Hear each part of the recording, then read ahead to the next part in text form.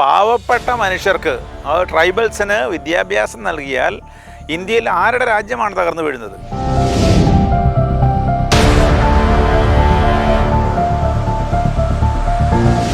പെൺകുട്ടികൾ യാത്രയ്ക്ക് പുറപ്പെടുമ്പോൾ അവർക്ക് കാവലായിട്ട് സിസ്റ്റർമാർ കാത്തു നിന്നതാണോ ബജ്രംഗ് കുറ്റമായിട്ട് കാണുന്നത്?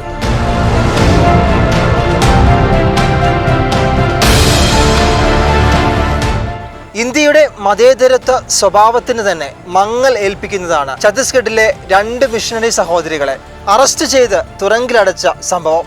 സ്ത്രീകളെ ബഹുമാനിക്കുന്ന ആർഷഭാരത സംസ്കാരത്തിൽ എന്തുകൊണ്ടാണ് ക്രൈസ്തവ സന്യാസിനികൾക്ക് ഈ ബഹുമാനം ഇപ്പോൾ ലഭിക്കാതെ പോകുന്നത്? ഈ വിഷയത്തിൽ ഇന്ന് നമ്മോടൊപ്പം ചർച്ചയ്ക്ക് എത്തിയിരിക്കുന്നത് ഇന്നിൻ്റെ പ്രവാചക ശബ്ദമായ തറേ കടവിലച്ചനാണ്. അച്ഛനെ ഏറെ സ്നേഹത്തോടെ ഈ പ്രോഗ്രാമിലേക്ക് സ്വാഗതം ചെയ്യുന്നു. തുറന്നു പറഞ്ഞ് തറേ കടവിലച്ചൻ. അച്ഛാ, ലോക മാധ്യമങ്ങളിൽ തന്നെ ശ്രദ്ധ ആകർഷിച്ച ഒരു വിഷയമാണ് ഛത്തീസ്ഗഡിലെ 2 കന്യാസ്ത്രീകളെ അറസ്റ്റ് ചെയ്തത്. അപ്പോൾ ആ വിഷയത്തിൽ ഈ കഴിഞ്ഞ ദിവസങ്ങളിലെല്ലാം അവർക്ക് വേണ്ടിയുള്ള ജാമ്യ അപേക്ഷകളെല്ലാം ട്രൈ ചെയ്യുന്നുണ്ടായിരുന്നു. അത് പിന്നീട് അത് സഫലീകരിക്കാൻ പറ്റുന്നില്ല. ജാമ്യം കിട്ടാതെ പോകുന്ന ചില അവസ്ഥകൾ, ഇതിന് പിന്നിലെ ചില തീവ്ര നിലപാടുകൾ എന്തൊക്കെയായിരിക്കാം നമ്മുടെ ഇന്ത്യയിൽ പാവപ്പെട്ടവരെ സഹായിക്കുന്ന ഈ പാവം കന്യാസ്ത്രീകൾക്ക് ഒരു ഫ്രീഡം ലഭിക്കാത്തത്? ഷക്കീന പ്രേക്ഷകർക്കെല്ലാം നമസ്കാരം. ഈ വാർത്തയുടെ പിന്നാമ്പുറങ്ങളിലേക്ക് പോകുമ്പോൾ ഇതെന്താണ് സംഭവം എന്നുള്ളത് ഒരുവിധം എല്ലാവർക്കും ഇപ്പോൾ അറിയാവുന്ന കാര്യമാണ്. ഛത്തീസ്ഗഡിലെ ദുർഗ റെയിൽവേ സ്റ്റേഷനിൽ ആണ് ഈ ട്രൈബൽ ബെൽറ്റായിട്ടുള്ള നാരായൺപൂരിൽ നിന്ന് വരുന്ന 3 യുവതികൾ, 18 വയസ്സ് മുതൽ 23 വയസ്സ് വരെയുള്ള 3 യുവതികൾ അങ്ങോട്ട് വരികയാണ്. അതിൽ ഒരു യുവതിയുടെ സഹോദരൻ സുഖ്മൻ മണ്ഡവി കൂടെയുണ്ട്. അപ്പോൾ ഇവർ വരുന്ന വഴിക്ക് ഇത് മാതാപിതാക്കളുടെ അറിവോടെയാണ് വരുന്നത്. ഏതാണ്ട് 300 കിലോമീറ്റർ ദൂരെയാണ് ഈ ദുർഗ് സ്റ്റേഷനിൽ നിന്ന് ഈ നാരായൺപൂർ എന്നാണ് ഞാൻ മനസ്സിലാക്കുന്നത്. അവിടെ വന്നപ്പോൾ അവിടെ 2 സിസ്റ്റർമാർ ഇവരെ കാത്തു നിൽക്കുന്നു. ഇവർക്ക് ആഗ്രയ്ക്കാണ് പോകേണ്ടത്. 1000-ലധികം കിലോമീറ്റർ ദൂരെയാണ് യു പിയിലുള്ള. അപ്പോൾ അങ്ങോട്ടേക്ക് പോകാനായിട്ട് നിൽക്കുമ്പോൾ അവർക്ക് അവിടെ ജോലി കൊടുക്കാനായിട്ടാണ്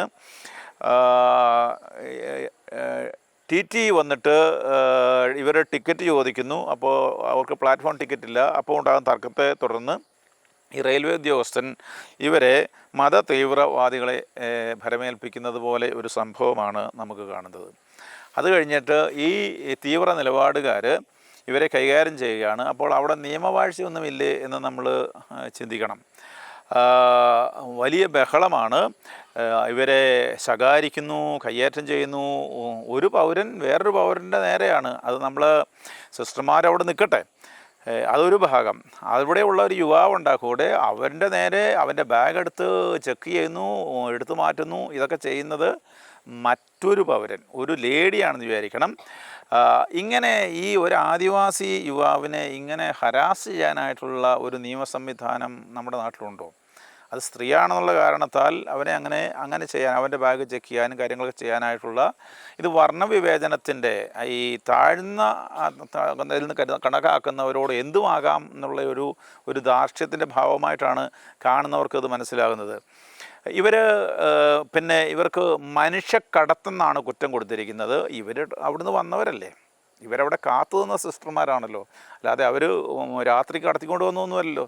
അവിടുന്ന് വന്നവരെ പകല് ഇവർ സ്വീകരിക്കുന്നു. ആ സ്വീകരിക്കാനായിട്ട് നിൽക്കുമ്പോഴാണ് ഈ പറഞ്ഞ സംഭവങ്ങളൊക്കെ നടക്കുന്നത്. ഇങ്ങനെ ഇനി ഈ സന്യാസിനികൾ ഇന്ത്യയിലുള്ളവരാണല്ലോ, ഇന്ത്യക്കാരാണ്. ഇവരെ ആ ഛത്തീസ്ഗഡുകാരല്ല. അതുകൊണ്ട് അങ്ങനെ ഹരാസ് ചെയ്യാനായിട്ടുള്ള അവകാശം നമ്മുടെ ഭരണഘടന ഈ പറയുന്ന ആളുകൾക്ക് നൽകുന്നുണ്ടോ? ഇങ്ങനെ ഭരമേൽപ്പിച്ച ഈ റെയിൽവേ ഉദ്യോഗസ്ഥൻ്റെ അതിൻ്റെ പേരിൽ തന്നെ റെയിൽവേയുടെ ഉത്തരവാദിത്വം എന്തായിരിക്കും എന്ന് നമ്മൾ മനസ്സിലാക്കിയിരിക്കേണ്ടതാണ്. മനുഷ്യക്കടത്ത് നടത്തി ജീവിക്കേണ്ട ഒരു ഗതികേടിന് വേണ്ടി കച്ചവടത്തിന് പോയ ആളുകളാണ് ഈ കേരളത്തിൽ നിന്ന് അവിടെ പോയി ശുശ്രൂഷ ചെയ്യുന്നത് മനസ്സിലാക്കാൻ മാത്രം സാമാന്യ ഉള്ള അത് മനസ്സിലാക്കാനുള്ള കഴിവ് സാധാരണക്കാർക്കുണ്ടാകും എന്ന് നമുക്ക് വിചാരിക്കാം. ഇനി ഇവർ വരുന്നത് എന്തിനാണ്? ജോലിക്ക് പോകാനാണ്. അങ്ങോട്ട് ജോലിക്ക് കൊണ്ടുപോകുന്നു എന്നതാണ്.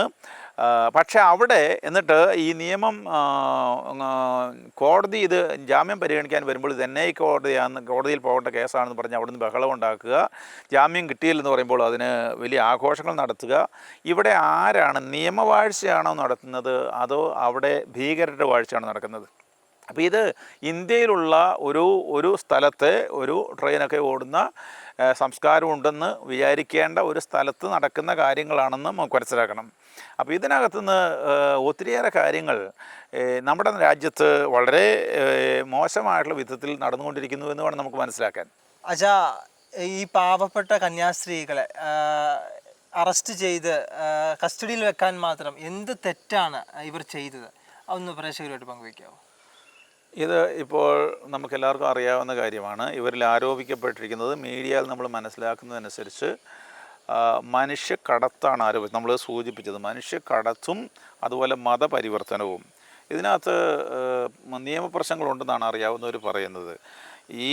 ഇവിടെയുള്ള ഇതിലുള്ള ഒരു സിസ്റ്റർ ഈ മലബാറിലുള്ളതാണ്. അവിടെ ഇവിടുന്ന് വീടും നാടും അപ്പനെ അമ്മയൊക്കെ ഉപേക്ഷിച്ച് അവിടെ പോയി ഇങ്ങനെ താമസിക്കുന്നത് മനുഷ്യക്കടത്ത് നടത്താനാണെന്ന് സാമാന്യ ബോധമുള്ളവർക്കൊന്നും പറയാൻ പറ്റിയില്ല, മനസ്സിലാകില്ല. അവിടെ ശുശ്രൂഷ ചെയ്യുന്നവരാണ്. പിന്നെ എത്രയോ സ്ഥലത്ത് എവിടെയെങ്കിലുമൊക്കെ എന്തെങ്കിലും കേസ് ഉണ്ടായിരുന്നിരിക്കും, ആരെങ്കിലുമൊക്കെ എന്തെങ്കിലും ചെയ്തു എന്നുള്ളത്. അത് എല്ലാ മേഖലയിലും എല്ലായിടത്തും ഉള്ളതാണ്.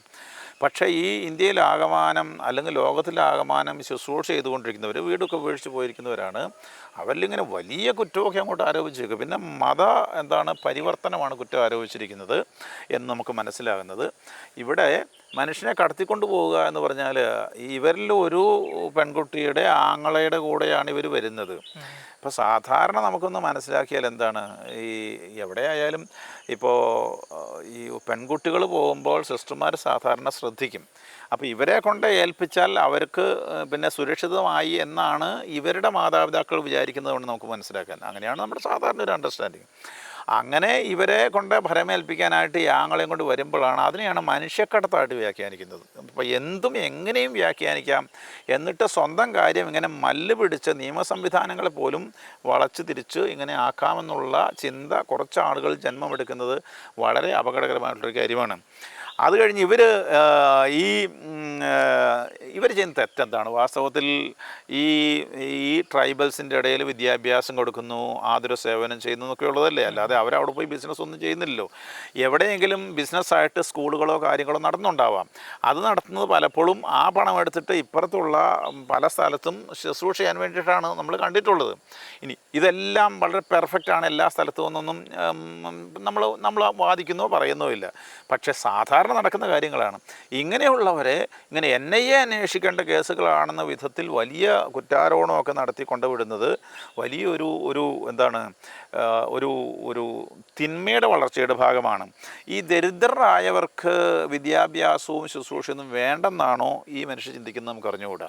അതായത് അവർ തീരെ പാവപ്പെട്ടവരാണ്, അവർക്ക് ഇതൊന്നും ആവശ്യമില്ല, വിദ്യാഭ്യാസം ആവശ്യമില്ല, അങ്ങനെയൊന്നും പാടില്ല. പിന്നെ രണ്ടാമത്തെ ഒരു കാര്യം, ഈ നമ്മളാ മീഡിയയിൽ കാണുന്നത് ഈ സിസ്റ്റർമാരുടെ കൂടെ ആ പാവപ്പെട്ട പയ്യനവിടെ ഇരിക്കുന്നതായിട്ടാണ് കാണുന്നത്. അപ്പോൾ സിസ്റ്റർമാർ അവരെ ഇങ്ങനെ മനസ്സിലാക്കുന്നുണ്ടാകാം, അല്ലെ കൂടെ കൊണ്ടുപോയി നടക്കുന്നത് സ്വന്തം മക്കളെ പോലെയൊക്കെയാണല്ലോ.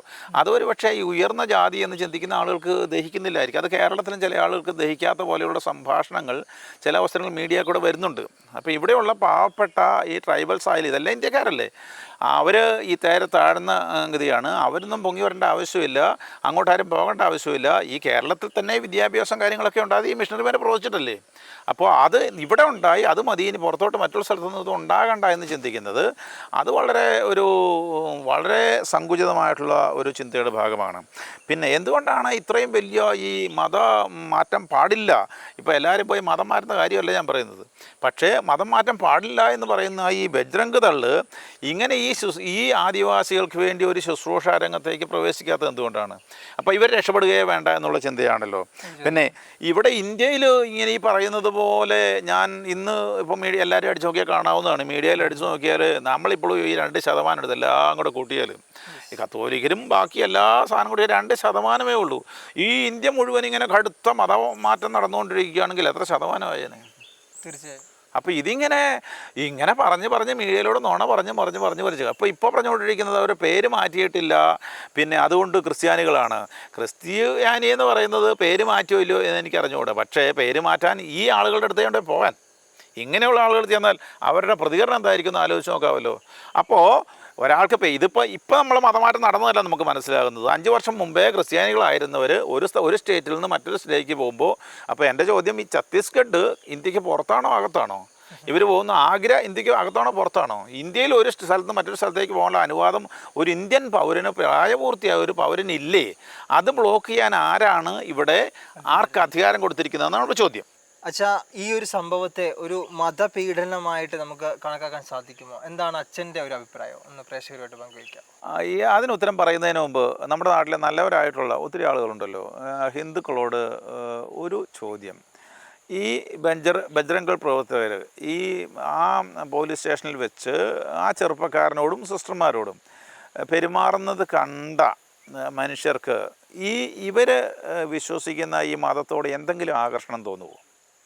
അതായത് ഹിന്ദു മതത്തെ സാധാരണ നമ്മൾ വളരെ ബഹുമാനത്തോടു കൂടിയാണ് കാണുന്നത്. പക്ഷേ ഈ വക തീവ്ര നിലപാടുകളും പീഡനങ്ങളും, പാവപ്പെട്ടവനോട് പീഡനമൊക്കെ കാണിച്ചാൽ ഈ ഹിന്ദുമതം എന്തെങ്കിലും ആകർഷിക്കപ്പെടുമോ സാധാരണ പാവപ്പെട്ട മനുഷ്യനാൽ? ഇനി നമുക്കറിയാം ഈ ജനനനിരക്കും കാര്യങ്ങളൊക്കെ നോക്കുമ്പോൾ കാര്യങ്ങളുടെ പോക്ക് എങ്ങോട്ടാണെന്ന്. ഈ പറയുന്ന ഹിന്ദുക്കളുടെയും ജനസംഖ്യ കുറഞ്ഞു തന്നെയാണ് വരുന്നതായിട്ട് ഞാൻ കാണുന്നത്. അപ്പോൾ ഇതൊക്കെ ഒരു മൂച്ചിനുള്ള ഒരു പ്രവർത്തനമായിട്ടേ നമുക്ക് മനസ്സിലാകുന്നുള്ളൂ. ഇനി ചോദ്യം പീഡനത്തെക്കുറിച്ച് പറയുകയാണെങ്കിൽ, ഇപ്പോൾ തന്നെ ചില വീഡിയോകൾ കാണാനായിട്ട് ഇടവന്നു. അതായത് പലരും ക്രിസ്ത്യാനികളെ പ്രോത്സാഹിപ്പിക്കുന്നതായിട്ട് കണ്ടു. വാസ്തവത്തിൽ ക്രിസ്തു മതം ഉണ്ടാകുന്നത് ക്രിസ്തുവിൽ നിന്നാണ്. ക്രിസ്തു സ്ഥാപിച്ച, ക്രിസ്തുവിനെ അനുഗമിക്കുന്നവരാണ് ക്രിസ്ത്യാനികൾ. ക്രിസ്തു 33-ൽ മരിച്ചു എന്ന് നമ്മൾ മനസ്സിലാക്കുന്നു. ഈ 33-ൽ മരിച്ചതിന് ശേഷം പിന്നീട് 313 വരെ, ഏതാണ്ട് 300 വർഷക്കാലം കഠിനമായിട്ടുള്ള മതപീഡനത്തിലൂടെ തന്നെയാണ് ക്രിസ്ത്യാനികൾ വളർന്നു വന്നത്. അതുകൊണ്ട് ഈ പീഡനം എന്നുള്ളത് ക്രിസ്ത്യാനിക്കൊരു പുത്തരിയൊന്നുമല്ല. കുരിശിൽ തറച്ച് കൊല്ലുക, തലവെട്ടിക്കളയുക, കല്ലെറിഞ്ഞ് കൊല്ലുക, ജീവനോടെ കത്തിക്കുക, ഇങ്ങനെ തൊലി പൊളിച്ചിട്ട് വറക്കുക, ഇങ്ങനെ ഒത്തിരി കാര്യങ്ങൾ ക്രിസ്ത്യാനിയുടെ ആ ചരിത്രത്തിൽ ഒത്തിരി പീഡനങ്ങൾ ഉണ്ടായിട്ടുണ്ട്. ഈ കാലഘട്ടത്തിൽ വാസ്തവത്തിൽ ക്രിസ്തു മതം വളരെയേറെ വളർന്നിട്ടുമുണ്ട്. അതുകൊണ്ട് തന്നെ രക്തസാക്ഷികളുടെ രക്തത്തിലൂടെയാണ് ഈ സഭ വളർന്നിട്ടുള്ളത് എന്ന് സാധാരണ പറയപ്പെടാറുണ്ട്. ഇനി പക്ഷെ മനസ്സിലാക്കേണ്ട കാര്യം, ഈ ക്രിസ്ത്യാനികളെ ഇങ്ങനെ പീഡിപ്പിച്ച റോമാ സാമ്രാജ്യം എന്നേ തകർന്നടിഞ്ഞു പോയി. ഇന്ന് പീഡനത്തിനാണ് നമ്മൾ ഇരയാകുന്നതെങ്കിൽ ഇതിനെ അതിജീവിച്ച് സഭ മുമ്പോട്ട് പോയിക്കൊണ്ടിരിക്കും. കാരണം ഇതിൻ്റെ പിന്നിൽ ഇത് സ്ഥാപിച്ച ഒരു ദൈവമുണ്ട്. ആ ദൈവത്തിൻ്റെ ശക്തിയിൽ ലോകാന്ത്യം വരെ ഇത് മുമ്പോട്ട് പോകും എന്നാണ് നമ്മൾ പൂർണ്ണമായിട്ടും വിശ്വസിക്കുന്നതും നമ്മൾ ചിന്തിക്കുന്നതും അങ്ങനെയാണ്. അതുകൊണ്ട് തന്നെ ഈ ആദ്യ കടുത്ത പീഡകനായിരുന്ന സാവൂൾ എന്ന് പറയുന്നത് പൗലോസ്, ഈ സാവൂള് ക്രിസ്ത്യാനികളുടെ തലയിറക്കാൻ വേണ്ടിയിട്ടാണ് ദമാസ്കസിലേക്ക് പോയത്. അങ്ങനെ പോകുന്ന വഴിക്കാണ് ക്രിസ്തു പ്രത്യക്ഷപ്പെട്ടിട്ട്, നീ എന്തിനാണ് എന്നെ പീഡിപ്പിക്കുന്നത് ചോദിക്കുന്നത്. ക്രിസ്ത്യാനികളുടെ പീഡനം ഏൽക്കുന്ന പീഡനം വാസ്തവത്തിൽ ക്രിസ്തു തന്നെ ഏറ്റെടുക്കുന്നുണ്ട് എന്നത് നമുക്ക് വളരെ ഉറച്ച കാര്യമാണ്. അങ്ങനെ പോയ സാവൂളിനെ പിന്നീട് പൗലോസായി മാറുകയും ഇന്ന് നമ്മൾ പുതിയ നിയമത്തിൽ കാണുന്ന 13 ലേഖനങ്ങൾ അദ്ദേഹത്തിൻ്റെതാണ്. അപ്പോൾ ക്രിസ്ത്യാനിയുടെ തലവെട്ടാൻ പോയ ആൾ പിന്നീട് ഇതിനെല്ലാം സാക്ഷിയായിട്ട് സ്വന്തം തല വെട്ടപ്പെട്ട് മരിക്കുന്ന നിലയിലേക്ക് സാവൂളിനെ ദൈവം മാറ്റിക്കളഞ്ഞു. അപ്പോൾ റോമാ സാമ്രാജ്യം തകർന്നുപോയി. ഓരോ കാലഘട്ടത്തിലുണ്ടായിരുന്ന പീഡകർ അവസാനിച്ചു പോയി. ഇതുപോലെ തന്നെ ബജ്രംഗദളും അവസാനിക്കും. സഭ പക്ഷേ അപ്പോഴും മുമ്പോട്ട് പോകും. കാരണം ഇത് ദൈവികമായിട്ടുള്ളൊരു സംവിധാനമാണ്. നമ്മൾ ഭാരതത്തിലുള്ള ഈ സുവിശേഷം കൊണ്ടുവന്ന് തോമാസ് ലീഹ അറിയാമല്ലോ. തോമാസ് ലീഹയെ കുത്തിക്കൊന്നതാണ്, കുന്തം കൊണ്ട് കുത്തിക്കൊന്നതാണ്. പക്ഷേ ഇത് മുമ്പോട്ട് പോയിക്കൊണ്ടേയിരുന്നു. അച്ഛാ, നമ്മുടെ ഈ ഇന്ത്യ മഹാരാജ്യത്ത് സ്വന്തം ഇഷ്ടപ്രകാരം ഒരാൾ അവരുടെ മതം മാറിയാൽ എന്തെങ്കിലും പ്രശ്നങ്ങൾ ഉണ്ടാകുന്നുണ്ടോ? അതിനെക്കുറിച്ചൊന്ന് പങ്കുവയ്ക്കാമോ?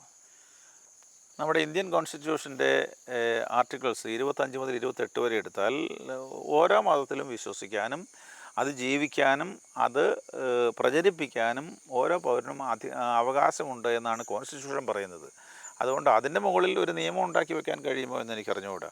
നമ്മൾ നിരന്തരമായിട്ട് മതമർദ്ദനം ഇങ്ങനെ മറ്റുകളെ പറ്റിച്ച് മതം മാറ്റണമെന്നോ അല്ലെങ്കിൽ നിർബന്ധിച്ച് മതം മാറ്റണമെന്നല്ല പറയുന്നത്. നമ്മൾ സുവിശേഷം പ്രഘോഷിക്കാനായിട്ട് നമ്മളോട് ക്രിസ്ത്യാനികളോട് തൻ്റെ ജീവിതത്തിൻ്റെ അവസാനത്തിൽ ക്രിസ്തു പറഞ്ഞിട്ടുണ്ട്, അത് നിങ്ങൾ ലോകമെല്ലായിടും വില പ്രഘോഷിക്കുക. പ്രഘോഷിച്ചിട്ട് ഒരാൾക്ക് ഇഷ്ടപ്പെട്ടു വരികയാണെങ്കിൽ അയാൾക്ക് ക്രിസ്തുവിൽ വിശ്വസിക്കാം. നമ്മളിപ്പോൾ കൃത്യമായിട്ട് നീ നിർബന്ധമായിട്ട് മാറിക്കോണമെന്നും നമ്മൾ പറയാറില്ല. അങ്ങനെ പ്രഘോഷിക്കുക എന്നുള്ളത് സഭയുടെ ദൗത്യത്തിൻ്റെ ഭാഗമാണ്. അപ്പോൾ പീഡനം ഉണ്ടാകും അപ്പോൾ സഹിച്ചോണമെന്ന് പറയുന്നുണ്ട്. അതൊക്കെ പീഡനം സഹിക്കാൻ നമ്മൾ തയ്യാറാണ്. കാരണം അതാണല്ലോ സഭയുടെ ഒരു നിലപാടെന്ന് പറയുന്നത്. അതുതന്നെ ഇഷ്ടം പോലെ ഈ ഇന്ത്യയിൽ തന്നെ എത്ര പേര് ഇപ്പോൾ രക്തസാക്ഷിത്വം വരിച്ചു കഴിഞ്ഞു. അപ്പോൾ ഇങ്ങനെ നടന്നുകൊണ്ടിരിക്കുമ്പോൾ മതം മാറിയാൽ എന്താണ് കുഴപ്പമെന്ന് ചോദിച്ചാൽ, ഇന്ത്യൻ ഭരണഘടന മതം മാറി ജീവിക്കാൻ ആർക്കും അനുവാദം നൽകുന്നുണ്ട്. അതിനകത്ത് നിയമപരമായ പ്രശ്നങ്ങളൊന്നുമില്ല. ഇനി ഈ ഒരു ഇന്ത്യക്കാരൻ ക്രിസ്ത്യാനി ആയാൽ ഒരിക്കലും അയാൾ ഇന്ത്യക്കാരനല്ലാതെ ആകുന്നില്ല. അയാൾ എപ്പോൾ ഇന്ത്യക്കാരനാണ്. ഇന്ത്യൻ രാജ്യത്തോട് എപ്പോഴും അവന് കമ്മിറ്റ്മെൻ്റ് ഉണ്ടായിരിക്കും. ക്രിസ്തു വിശ്വാസം എങ്ങനെ സ്വന്തം രാജ്യത്തോട് വിരുദ്ധമായിട്ട് പ്രവർത്തിക്കാൻ എവിടെയും ആരോടും പറയുന്നില്ല. സ്വന്തം രാജ്യത്തിലെ അധികാരികളോട് പൂർണ്ണമായിട്ട് വിധേയപ്പെട്ട് ജീവിക്കാനായിട്ടാണ് പറയുന്നത്. ഈ വിശ്വാസ കാര്യങ്ങളിൽ അവന് കൊടുത്തിരിക്കുന്ന അവകാശം, അതായത് ഭരണഘടന ഉറപ്പു നൽകുന്ന അവകാശം അവന് ഉപയോഗിക്കുന്നതിന് തന്നെ കുഴപ്പം. അത് നിയമപരമായിട്ട് നമുക്ക് അനുവദിച്ചു തന്നിട്ടുള്ളതാണ് നമ്മുടെ കോൺസ്റ്റിറ്റ്യൂഷൻ. അപ്പോൾ ഇതിനകത്ത് ഇത് പാടില്ല എന്ന് ചിന്തിക്കുന്ന ആളുകൾ, ഞാൻ വിശ്വസിക്കുന്നതിനെ നീ വിശ്വസിച്ചോണം എന്ന് പറയുന്നതിനുള്ള അവകാശം ആർക്കെങ്കിലും ഉണ്ടോ എന്ന് എനിക്ക് തോന്നുന്നുണ്ട്. അങ്ങനെ ഒരു നിലപാട് ഇപ്പോൾ ബജ്രംഗദളല്ല ഏതുള്ളതായാലും അവർ വിശ്വസിക്കുന്നത് തന്നെ മറ്റവർ വിശ്വസിച്ചോണം എന്ന് പറയാനായിട്ട് അവകാശമില്ല. വഞ്ചിക്കപ്പെടാതിരിക്കാൻ അല്ലെങ്കിൽ പറ്റിക്കപ്പെടാതിരിക്കാനായിട്ടുള്ള കാര്യങ്ങളൊക്കെ ചെയ്യാം നിയമപരമായിട്ട്, അതിനൊന്നും വിരോധമില്ല. പക്ഷേ ഇതൊക്കെ ഇച്ചിരി കൂടിയതായിട്ടാണ് നമുക്ക് മനസ്സിലാക്കുന്നത്. അച്ഛൻ പറയുകയുണ്ടായല്ലോ സഭയ്ക്ക് പീഡനങ്ങളുണ്ടാവും, ലോകമുള്ളിടത്തോളം കാലം സഭ പീഡിപ്പിക്കപ്പെടും. അങ്ങനെയെങ്കിൽ എൻ്റെ ചോദ്യം എന്ന് പറയുന്നത്, പീഡനങ്ങളെ അതിജീവിക്കും എന്ന് പറയുമ്പോഴും ഇപ്പോൾ പ്രതിഷേധിക്കുന്നു, തെരുവിലിറങ്ങിയൊക്കെ പ്രതിഷേധിക്കുന്നു, എന്തിനായിരിക്കാം അതൊക്കെ? അതൊരു നല്ല ചോദ്യമാണ്. സഭയ്ക്ക് പീഡനങ്ങൾ ഉണ്ടാവും, അത് ഉണ്ടായിരുന്നു, ഇപ്പോൾ ഉണ്ട്, ഇനി ഉണ്ടാവുകയും ചെയ്യും, അത് സ്വാഭാവികമാണ്. അപ്പോൾ എന്തിനാണ് പ്രതിഷേധിക്കുന്നതെന്ന് ചോദിക്കാം. പലരും ഇത് ചോദിച്ചു കേട്ടിട്ടുണ്ട്. അത് വാസ്തവത്തിൽ നമ്മൾ ജനാധിപത്യ വിശ്വാസികളാണ്, നമ്മൾ ഇന്ത്യൻ പൗരന്മാരാണ്. ജനാധിപത്യത്തിൽ നമ്മുടെ അഭിപ്രായം പ്രകടിപ്പിക്കാനായിട്ട് അവസരങ്ങളുണ്ട്. ജനാധിപത്യത്തിൽ പ്രകടിപ്പിക്കുകയും വേണം. നമ്മൾ ഇലക്ഷൻ വരുമ്പോൾ എല്ലാവരും പോയി വോട്ട് ചെയ്യണമെന്നാണ് പറയുക. ജനാധിപത്യത്തിൽ നമ്മൾ അഭിപ്രായം പ്രകടിപ്പിക്കണം. അതുപോലെ തന്നെ നമ്മുടെ അഭിപ്രായങ്ങൾ പറയാനായിട്ടുള്ള വേദിയാണ് ഇപ്പോൾ നമ്മൾ മീഡിയ ഉപയോഗിക്കുന്നത്. അങ്ങനെ തന്നെയാണ്.